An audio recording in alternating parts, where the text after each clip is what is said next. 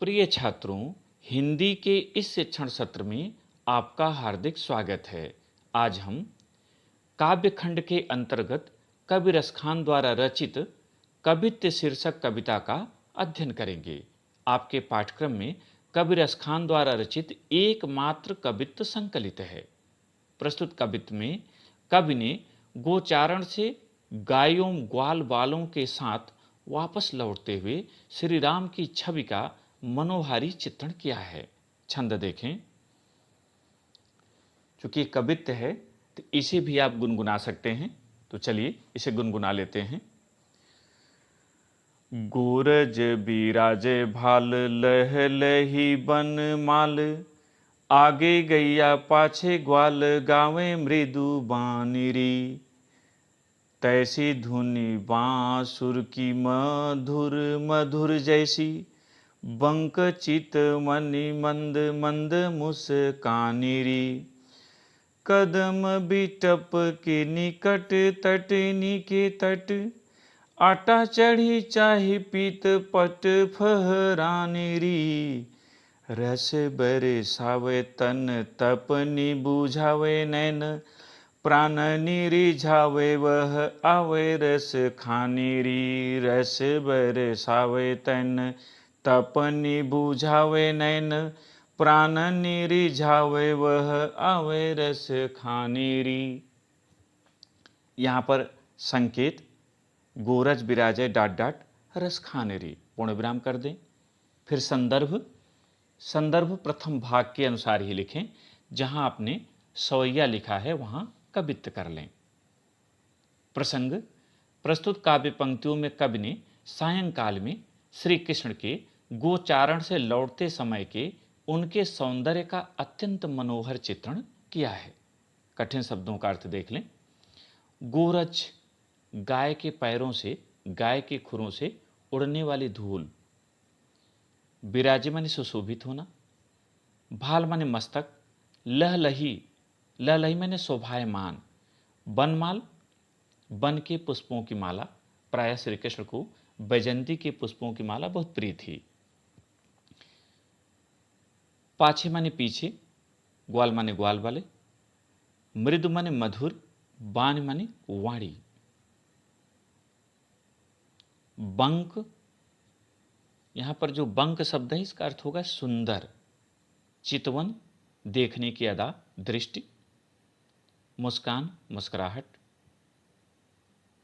बीटअप माने वृक्ष होगा। कदम एक वृक्ष का नाम है। तटनी यहां यमुना के लिए प्रयुक्त हुआ है। अटा माने अटारी, अट्टालिका। चढ़ी माने चढ़कर। पीत माने पीतांबर। पट माने वस्त्र। फहरान माने फहराता हुआ देखकर। बरसाव माने वर्षा करना। तन तपन, तन माने शरीर, तपन माने ताप या दुख, माने शरीर की दुख को या शरीर के ताप को। रिझावे माने प्रसन्न करना। यहाँ रसखान श्लिष्ट है। एक तो कवि रसखान के लिए है, दूसरे रसों के खान श्री कृष्ण के लिए प्रयुक्त है, इसलिए यहाँ श्लेष अलंकार भी है। व्याख्या देखें। कवि रसखान कहते हैं, प्रसंग ध्यान दे दें कि श्री कृष्ण वन से अपनी गायों को चराकर ग्वाल बालों और गायों के साथ वापस लौट रहे हैं अपने ब्रज में। वो दृश्य है, वह दृश्य एक गोपी देख रही है, दूसरी से चर्चा कर रही है। तो व्याख्या पर चले। एक गोपी दूसरे को संबोधित करते हुए कहती है कि हे सखी, गोरज बिराजे भाल, श्री कृष्ण के माथे पर गाय के पैरों से, खुरों से उड़ी हुई धूल सुशोभित हो रही है। लहलही बनमाल, उनके वक्षस्थल पर वन के फूलों की माला लहरा रही है, सुशोभित हो रही है। आगे गैया, उनके आगे आगे गायें चल रही हैं। पाछे ग्वाल और पीछे पीछे ग्वाल वाले चल रहे हैं। गावें मृदु बानिरी, और वे मधुर स्वरों में गीत गा रहे हैं। तैसे धुनि बांसुर की मधुर मधुर जैसी, बंक चितवन मंद मंद मुस्कानिरी। वो कहती है कि जितनी मधुर और बाकी उनकी चितवन है, उनके देखने की अदा है, उतनी ही मधुर उनकी मुस्कुराहट है। उनकी मधुर छब के अनुरूप ही उनकी बंसी से भी मधुर स्वर निकल रहे हैं। भाव है तैसी धुन बांसुर की, बांसुरी की वैसी ही मधुर धुन है जैसे उनकी दृष्टि और मंद मंद मुस्कुराहट की। कदम बेटब के निकट तटने के तट, वह कहती है सखी, यदि उनके रूप और सौंदर्य को देखना चाहो तो तुम यमुना के तट पर कदम्ब के वृक्ष के निकट श्री कृष्ण के आटा चढ़ी चाय पीठ पर फहराने पीतांबर वस्त्र को, पीले वस्त्र को फहराता हुआ देख सकती हो। हे सखी, यदि तुम चाहो, श्री कृष्ण की सुंदरता को देखना चाहो, तो अट्टालिका पर चढ़कर कदम्ब के वृक्ष के समीप यमुना के किनारे श्री कृष्ण के पीले वस्त्रों को, पीतांबर वस्त्र को फहराता हुआ देख सकती हो।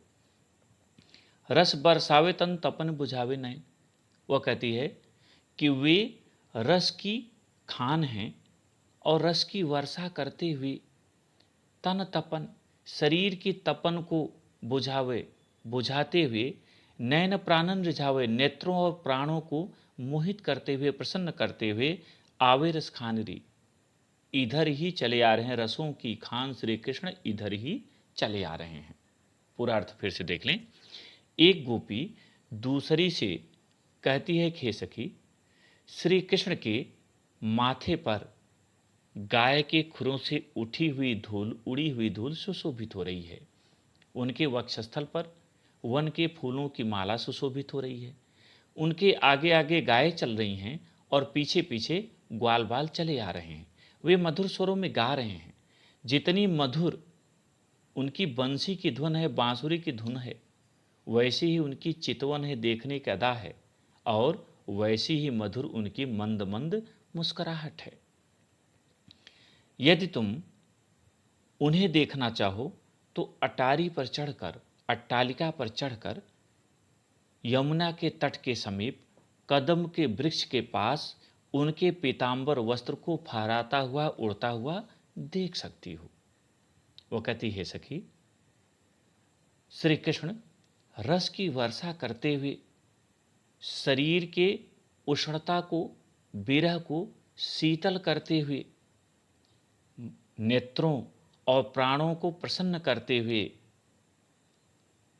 रस की खान श्री कृष्ण इधर ही चले आ रहे हैं। यहाँ पर काव्य सौंदर्य देख लें।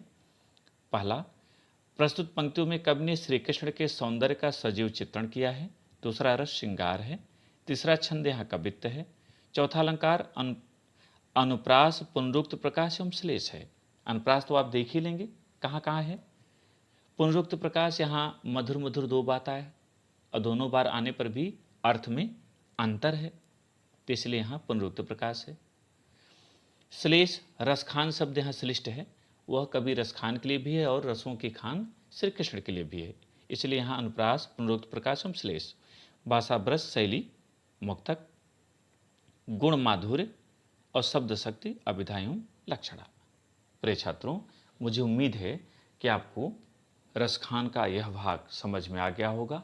आज से यह पाठ पूरा हुआ, इसे स्मरण करें। बहुत बहुत धन्यवाद।